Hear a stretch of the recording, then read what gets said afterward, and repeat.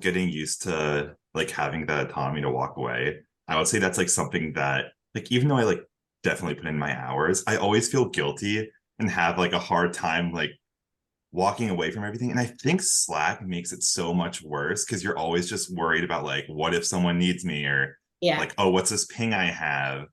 Are there any like tips or just things that you told yourself in your mind when you start switching that mindset to just kind of teach you that like, hey, like this is okay, like different environment, different culture, and the job flows a little bit like differently? Yeah. So one thing I did very consciously when I started working for Oracle is I asked for a separate cell phone. Um, so I don't have my like work email on my phone. And doing that like separation has made it a little bit easier for me to like know it's okay that I'm not working right now because I am doing my job.